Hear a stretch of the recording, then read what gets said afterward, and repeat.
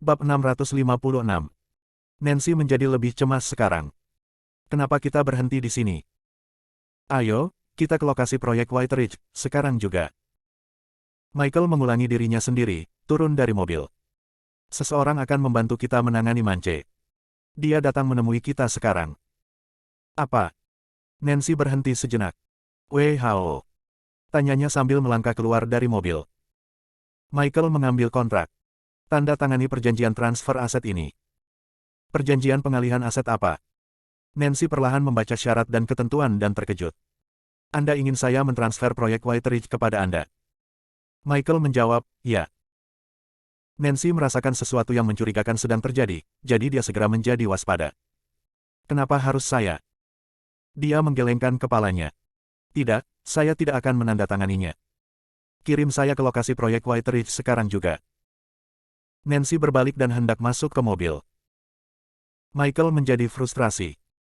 Dia meraih pergelangan tangannya dan siap memaksanya untuk menjatuhkan tanda tangannya pada dokumen. Ah! Nancy kaget. Michael akhirnya mengungkapkan warna aslinya.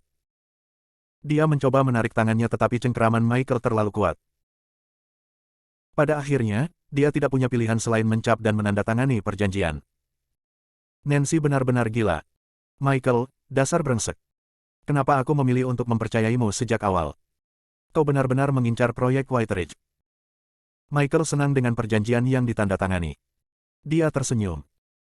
Sekarang setelah ini selesai, mengapa kamu tidak membantuku lagi? Bermimpilah. Wajah Nancy gelap karena cemas. Tunggu saja. Aku tidak akan melepaskanmu dengan mudah. Aku akan menuntutmu. Aku akan mengambil tindakan hukum apapun untuk mendapatkan kembali hakku. Tepat ketika dia akan pergi dengan mobil, Michael membantingnya ke tanah. Kamu pikir kamu akan pergi kemana? Kita belum selesai. Tabrakan itu begitu kuat sehingga Nancy terbanting ke tanah. Nancy menutupi pipinya dan menatapnya tak percaya. Kamu. Beraninya kamu. Michael tersenyum pahit. Apa yang membuatmu begitu terkejut? Apakah Anda akan terkejut sampai mati jika saya memberitahu Anda bahwa saya akan membunuh Anda sekarang? Nancy tahu dia tidak akan membiarkannya pergi jika dia tidak melakukan apa yang dia katakan. Dia menggertakkan giginya. Jadi bagaimana kamu ingin aku membantumu? Michael tersenyum muram. Sangat mudah. Mance bilang dia akan menjadikanku anteknya jika aku membunuhmu. Jadi, kau bisa membantuku dengan mengorbankan nyawamu. Nancy tersambar petir.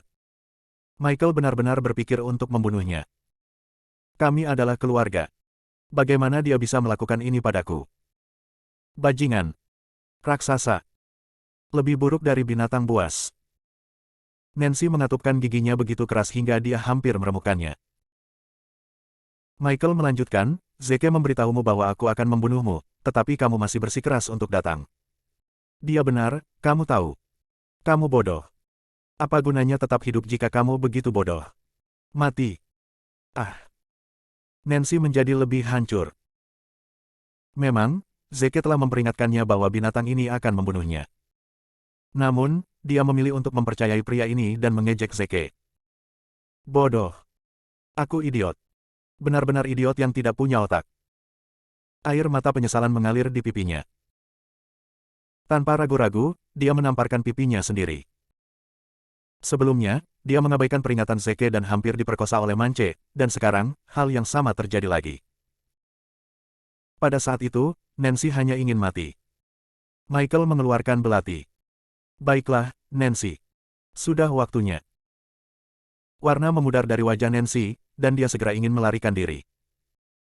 Tentu saja, Michael tidak akan memberinya kesempatan untuk melarikan diri lagi.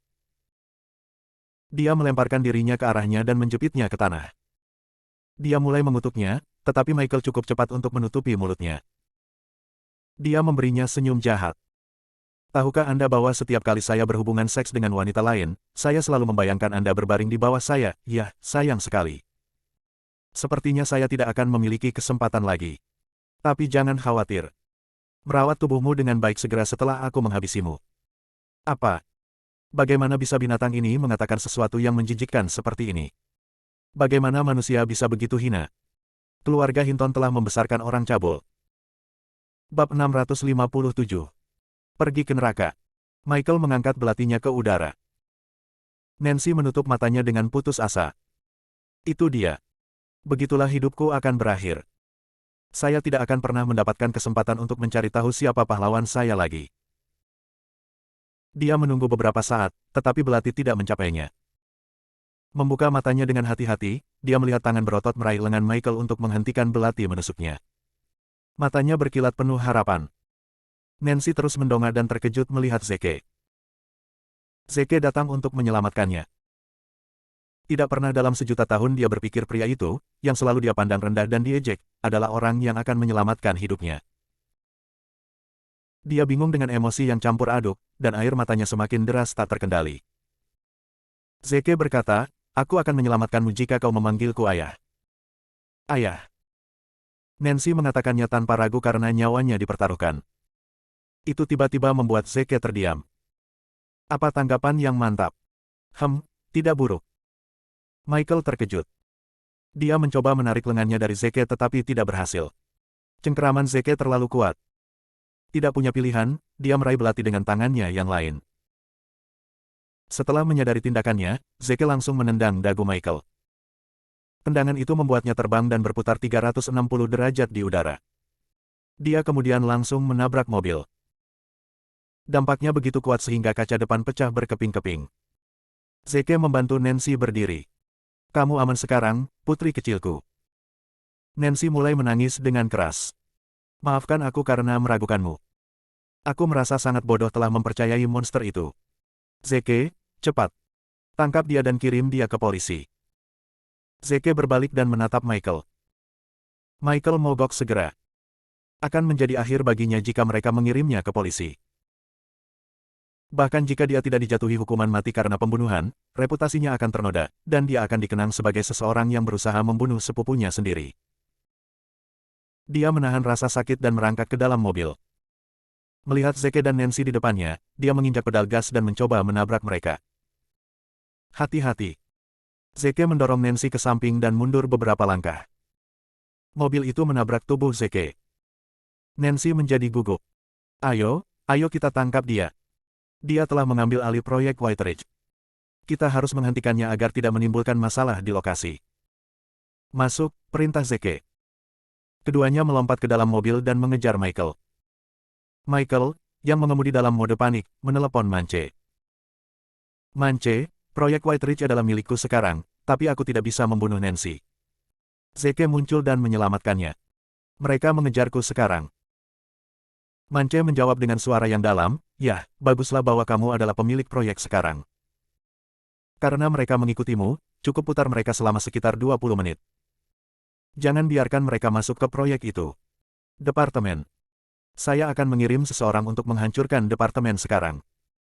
"Apa?" Michael tercengang, "Proyek ini milik kita sekarang. Mengapa kamu melakukan itu? Kita harus menutupi kerugian jika ada yang tidak beres sekarang."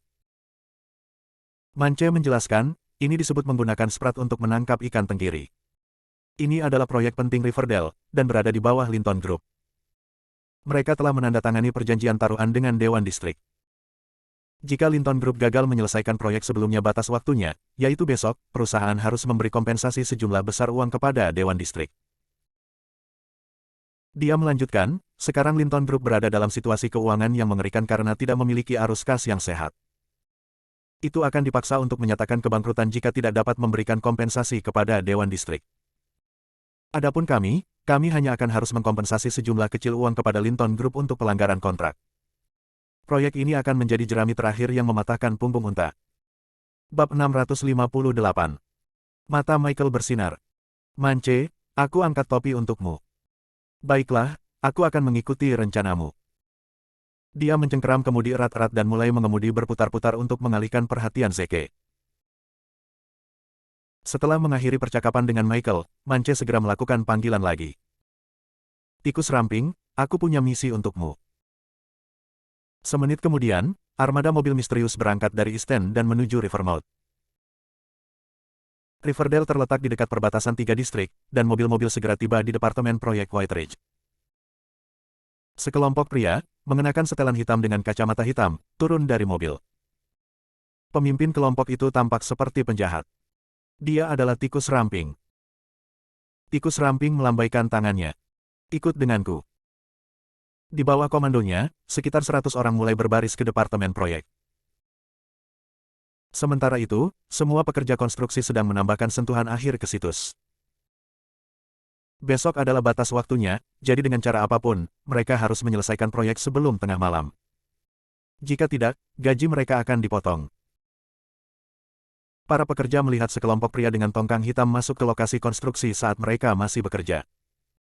Mereka tiba-tiba menjadi khawatir. Selikrat berteriak, hentikan apa yang kamu lakukan dan tersesat. Kalian semua dipecat. Para pekerja menjadi bingung.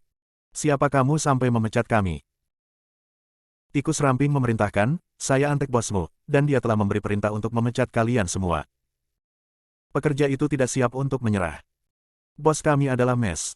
Nancy Hinton. Siapa Anda? Kami belum pernah melihat Anda sebelumnya. Selikrat berteriak, Nancy telah mentransfer proyek ke sepupunya Michael. Bos baru Michael ingin memecatmu. Cukup. Sekarang pergi dari sini. Dia kemudian mengangkat kakinya dan menendang seorang pekerja ke tanah. Para pekerja ragu-ragu. Bagaimana mungkin? Kami hampir menyelesaikan proyeknya. Bagaimana mungkin Mes? Hinton mengalihkan kepemilikannya kepada Anda. Selikrat menjadi tidak sabar dan menoleh ke anak buahnya. Kalahkan mereka, dan bawa mereka keluar dari sini. Beberapa ratus pria berpakaian hitam mendekati para pekerja dan mulai memukuli mereka. Mereka semua adalah petarung terlatih yang memiliki banyak pengalaman. Orang-orang brutal menyerang para pekerja dengan sangat kejam sehingga para pekerja terpaksa melarikan diri dari lokasi proyek. Hanya dalam waktu singkat, tidak ada seorang pun di departemen proyek lagi. Tikus ramping tertawa terbahak-bahak. Hancurkan semuanya di sini. Semua bangunan ini tidak sesuai dengan standar konstruksi. Ayo hancurkan semuanya dan bangun dari awal. Orang-orang itu mulai menghancurkan semua yang ada di gedung itu.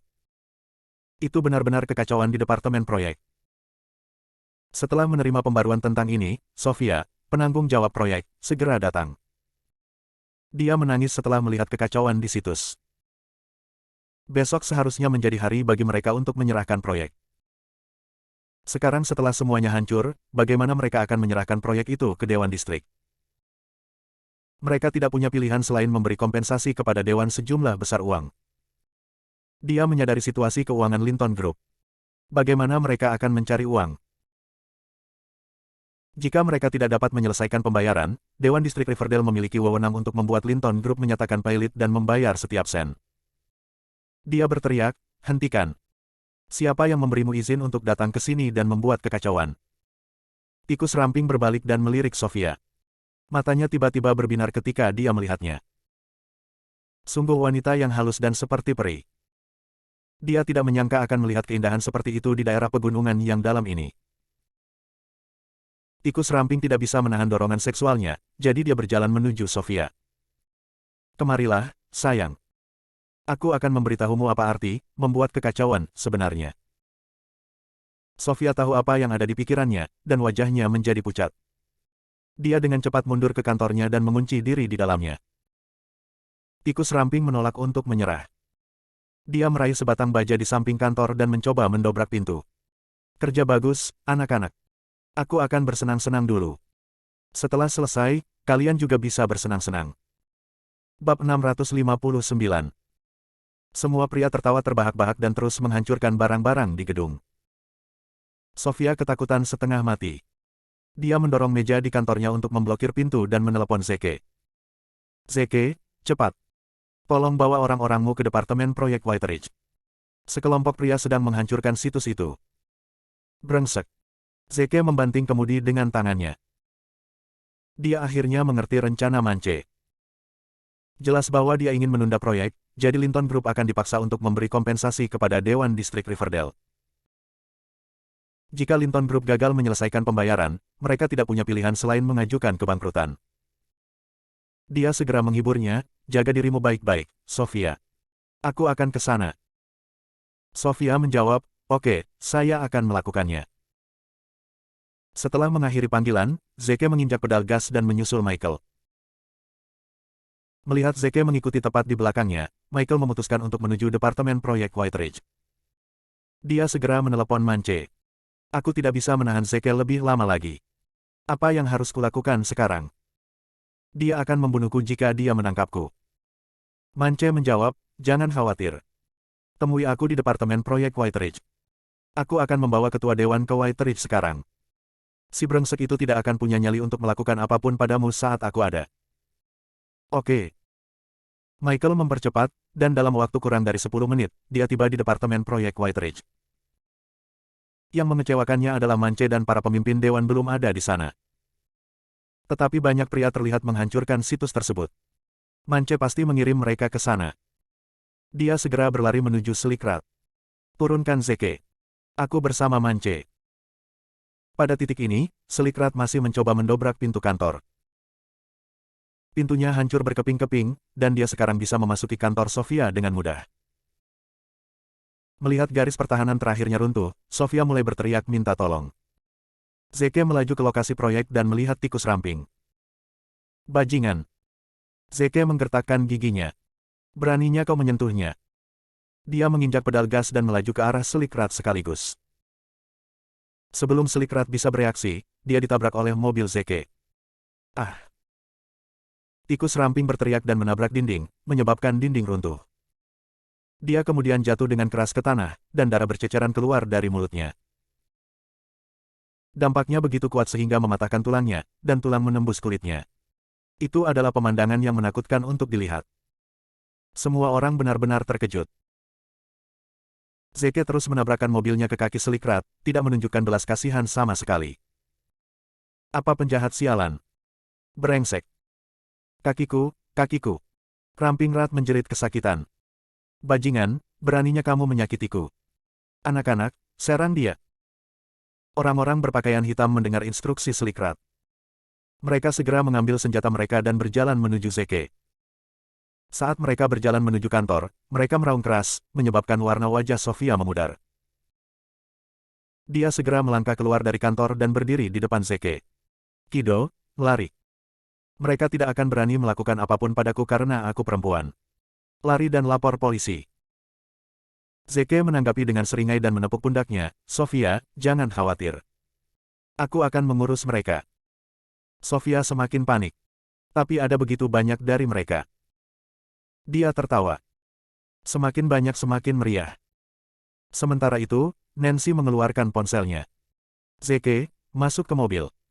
Kita akan merobohkan mereka dan pergi dari sini. Aku akan menelepon kakek untuk mengirim bantuan.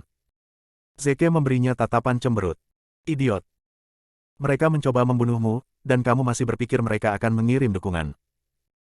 Wajah Nancy langsung memucat. Itu benar. Bahkan keluarga Hinton ingin membunuhku.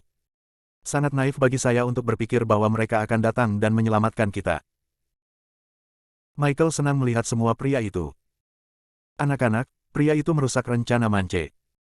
Hancurkan dia, dan kamu bisa mengklaim hadiahmu dari Mance. Tikus ramping melolong, dia mematahkan semua kakiku. Aku ingin kalian semua mematahkan keempat anggota tubuhnya. Departemen proyek benar-benar kacau, dan suasananya memancarkan kebencian dan kekerasan. Bab 660. Zeke mendorong Nancy dan Sofia ke dalam mobil. Tunggu di sana. Jangan keluar. Dia berbalik dan menyerang kerumunan. Dalam sekejap mata, Zeke sudah dikelilingi oleh sekelompok besar pria. Sosoknya menghilang dan tidak bisa ditemukan lagi. Nancy panik. Apa yang dia lakukan? Apakah dia masih berpura-pura menjadi pahlawan saat ini? Sofia mulai menangis. Mari kita pikirkan sesuatu untuk membantunya. Lihat dia sangat kurus. Mereka pasti akan membunuhnya. Nancy menyalakan mesin. Aku akan menjatuhkan mereka. Namun, saat dia melihat persneling di transmisi manual, dia tidak tahu harus berbuat apa lagi. Nancy hanya tahu cara mengemudikan mobil dengan transmisi otomatis. Dia menjadi gugup. Sofia, apakah kamu tahu cara menggunakan transmisi manual? Sofia tampak bingung. Apa itu? Keputusasaan tertulis di seluruh wajah Nancy. Jelas bahwa Sofia tidak tahu cara mengemudi sama sekali. Keributan meningkat, dan Nancy harus melakukan sesuatu. Brengsek, persetan. Dia pindah ke gigi secara acak dan siap untuk melewati kerumunan. Tapi itu gigi kelima. Mesin mobilnya langsung mati. Persetan. Dia mengutuk keras. Aku sudah menyuruhmu mengganti mobil baru, tapi kau tidak mau mendengarkan. Dan beginilah caramu membunuh dirimu sendiri. Nancy, lihat. Sofia tiba-tiba melihat keluar jendela dan berseru. Apa? Nancy juga melihat keluar jendela dengan rasa ingin tahu. Dia melirik dan terkejut dengan apa yang dia lihat. Apa? Apa yang baru saja terjadi? Ratusan pria semua terbaring di tanah kesakitan, dan mereka telah kehilangan keinginan untuk bertarung. Zeke, di sisi lain, berdiri diam di tengah, terlihat sangat gagah dan tangguh. Tidak ada satupun luka di tubuhnya sama sekali. Sementara mereka masih memikirkan cara mengemudikan mobil, dia berhasil menjatuhkan mereka sendirian. Nancy tercengang. Bagaimana orang ini bisa begitu kuat? Tunggu sebentar. Punggungnya terlihat familiar. Itu adalah punggung dan bentuk tubuh pahlawanku. Kemiripannya hampir 90%. Nancy mulai menyatukan semua teka-teki itu. Pahlawannya juga mengendarai santana tua yang sama, dan Zeke telah menyelamatkannya beberapa kali. Ya Tuhan! Nancy menutup mulutnya saat sebuah pikiran gila melintas di benaknya. Zeke, yang sering dia sebut sebagai penjaga, sebenarnya bisa menjadi pahlawannya. Dia menutup matanya dengan putus asa. Bagaimana bisa sesuatu yang melodramatis seperti ini terjadi padaku? Selama ini, dia membayangkan pahlawannya akan muncul dengan cara yang megah dan mengakui cintanya padanya. Namun, Zeke adalah pria sahabatnya. Sama seperti itu, semua harapan dan mimpinya hancur. Tidak. Ada kemungkinan Zeke juga bukan pahlawanku. Saya bisa saja salah. Aku hanya harus memintanya untuk mengklarifikasi hal-hal. Zeke menyalakan sebatang rokok dan mengisapnya. Dia memandang Michael, yang pada saat itu membeku seperti patung, dan tersenyum padanya. Bagi Michael, senyum itu adalah hal paling menakutkan yang pernah dilihatnya di dunia ini. Dia mendapat kejutan hidup dan siap untuk melarikan diri. Zeke secara acak menendang batu yang dia temukan di sekitar kakinya, dan seperti peluru, batu itu mengenai bagian belakang kepala Michael. Dia menjerit kesakitan dan jatuh ke tanah. Kemudian, Zeke menjentikkan jarinya, dan rokok yang menyala langsung jatuh ke saku Michael. Michael, yang belum sepenuhnya sadar kembali, tidak menyadarinya. Tiba-tiba, sebuah mobil kota Lincoln yang diperpanjang melaju tepat ke departemen proyek.